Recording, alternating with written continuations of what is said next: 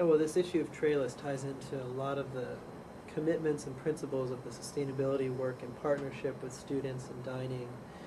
And it really started last year when we opened an alternative eatery venue. We had to close one of our dining halls for renovations, so we opened one up in the Merrill Cultural Center, and it focused on a lot of healthy, fresh, nutritious food, and we also piloted with using no trays to see the student interest and response. We found significant food waste diversion, so we reduced food waste by over 25% at that one site.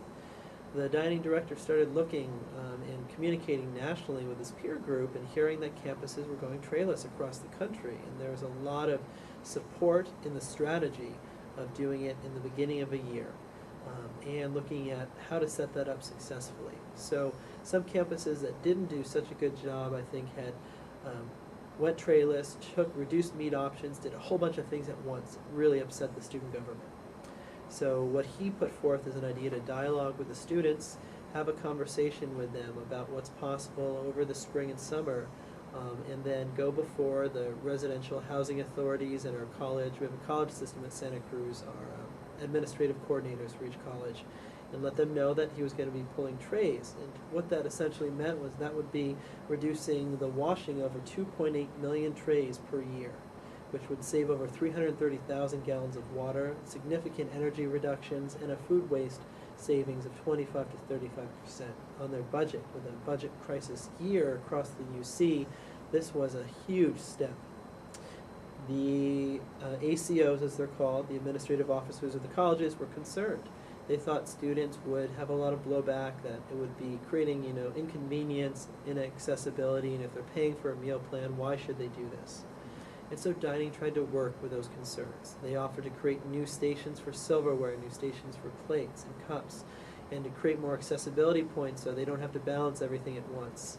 They also talked to students, and students said, walking an additional 40, 60 feet during their lunch or dinner wasn't going to break their back or their heart. In fact, it would probably help both. So the idea of going trayless made sense nutritionally, physically, in sustainability, and in an economic fashion.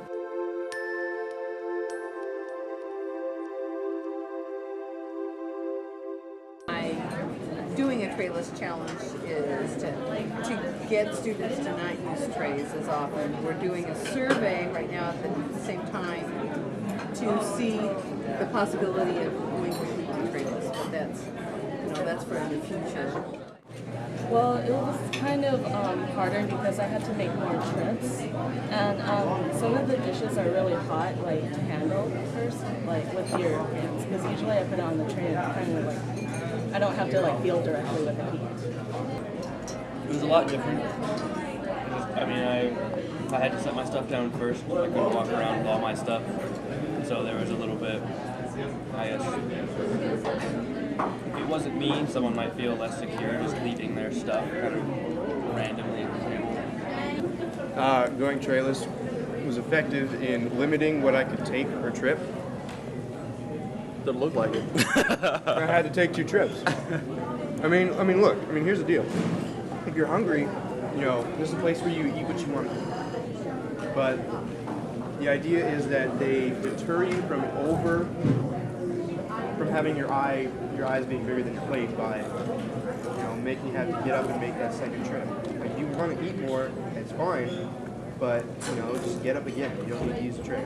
It's a good idea, but it just makes things like take longer, and you have to like find a table first. Well, it took 2 trips, and the plates were hot. Because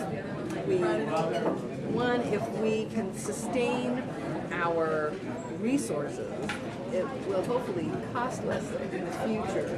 Everything is going up in price. Everything is going up in price. So if we can, one way or another, either recycle goods or reuse goods or really utilize the food to the fullest and not waste food, even when we prepare it along with serving it, then I think that's one way we can save money and keep costs down for the students that live on campus. And it's also good for the environment, and that we're not putting more stuff into landfill, and we're not harming the oceans, and there's so much, we're utilizing our local farmers and stuff like